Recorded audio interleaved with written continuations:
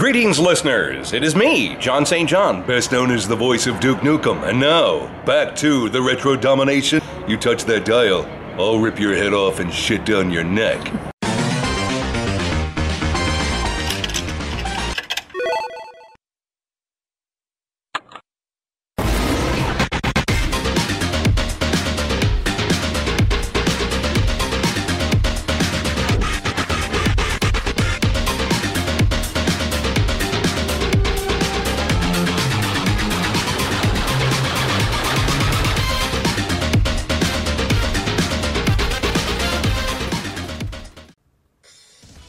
Hey guys, it's Pete from Retro Domination, and I'm just doing a real quick update video. Quick video, I'll probably turn into a 5-minute video, but a quick video on how we're going with the main cab and what I might get up to this weekend. So, as you can see there's the main cab. It's got a screen in there now, an LCD widescreen. I think it's a 19-inch. I made up a bezel out of MDF timber and plastic vinyl wrap. It's got a little bit of a crease on the right hand side of it, but it's not the end of the world because I've got some of those spare $1 one play, $2 two play stickers, so I'll whack them onto the right hand side and you'll never know it's there. Still needs a little bit of obviously a bit of fiberglass. I think it's called, no, it's not called fiberglass, it's called perspex for the screen, perspex for that top bit, a new metal rod to go across to hold the marquee into place. Also needs a light, but the computer's in there. You can see the keyboard, mouse is there, and I've done some tests. It's running okay. Hyperspin's definitely the way to go in terms of visual looks. It's just freaking awesome, but it is so hard to play around with, so it's going to take me a little bit more longer, I guess, a bit more time to get that up and going. So yeah, because of my urge to play the Neo Geo this weekend, I'm really keen to get this old beast fired up. I've had this cab for a little while now. It's definitely had seen much better days when I first picked it up. It did have the original CRT monitor in there, but it was unfortunately blown and damaged. The screen was absolutely, yeah, wow, that's all I can say. Inside of that was pretty much a scene out of Arachnophobia. It was just jam-packed with webs, and this glass panel looked like you've just dragged it through the mud. So in comparison to how it did look to what it looks like now, it's looking really good. So the plan for the weekend, if I have enough time and if my motivation level stay up high, is to fix this control panel because I hate it. It just looks really worn and buggered. I've pulled out all the guts of the cab. I was supposed to be on the podcast last night, but thanks to good old internet, I wasn't able to make it, so I ended up pulling out all the guts of this cab instead. As you can see, there's nothing in there. The only thing I've kept is the wiring for the coin mech, and up under here is some speaker wire. Besides that, yeah, there is nothing in here. I've put in a new light for the marquee, so that's ready to go. The only thing I will keep from this cab that was in it originally are these buttons. Let me just grab these buttons. B, D, C, and A. Yeah, these buttons I found were very typical of a mock Neo Geo cab, which this is, that was found in a fish and chip shop.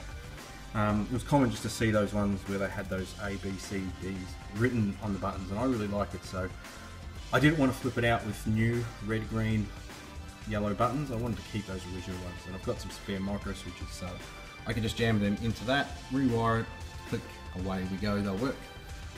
So that's the plan for the weekend. It's not a bad cab, for the price that I paid, I guess. It's pretty damn good. It was only, I think it was 50 bucks. It was on the front porch of this dude's yard. You can see this is rather weather beaten, and that back panel is completely weather beaten, hence why I threw it out. So I've got some MDF. I've just got to cut this to size, drill a hole through there, whack through one of those cam locks. I think that's spare. Here we go. One of these. The main part of it's not in there, but you get these from Bunnings. And basically I can put a new lock into the back.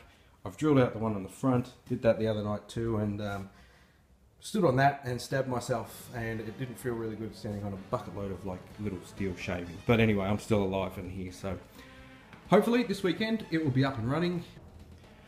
Alright, so construction's underway on this crazy challenge of mine. I won't show you the panel, but the panel is pretty well done.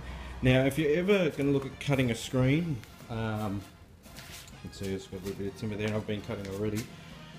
You definitely need a jigsaw.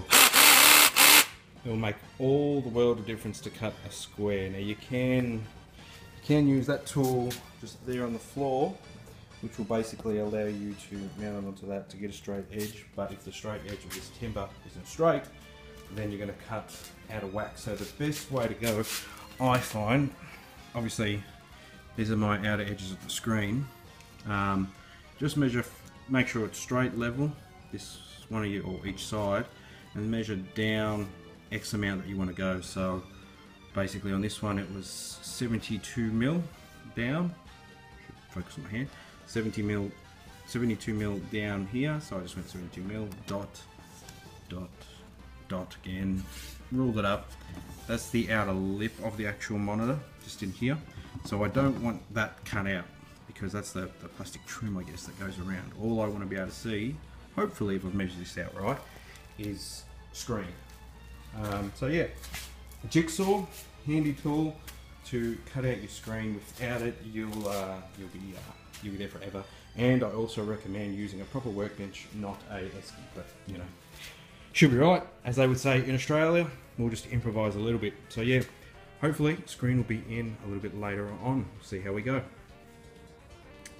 Okay, a little bit more progression on the cab since a little bit earlier today. You can see the rust is all gone.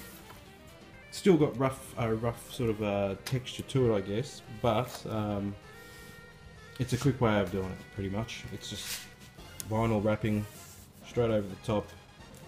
You won't notice the rough sort of bumps there once I put the controllers in and stuff. Buttons are all back in. You can see, just because the glass is tinted, the monitor is in. It's framed up. The black stripping on the base of the bezel under there is done. Still got to do the edges, obviously, and the top. But once that's done, when you look in there, you're only going to see a monitor, which is good. A little bit of framing done in the inside, nothing too crazy. Getting under here, just brace timber under there. Those that are in the plumbing world will probably know that these are hanging straps. So I've just used 2 hanging straps, looped straight, bolted together, bracing it up in the top, and that's holding the monitor all into place. So now it's pretty much time to start wiring up. Rightio, so a little bit further on down the track, and we've chucked in, you can see, the CGA VGA board. We've just got a makeshift setup, the old Fatal Fury board that I was showing before. Some wires twisted together, which of course don't do that, but when you're testing stuff, you might as well, rather than soldering. So the moment of truth. See what happens when we turn this on.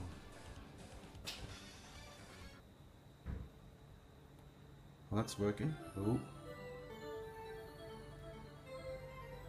Good picture. Looks like we do. Oh yeah.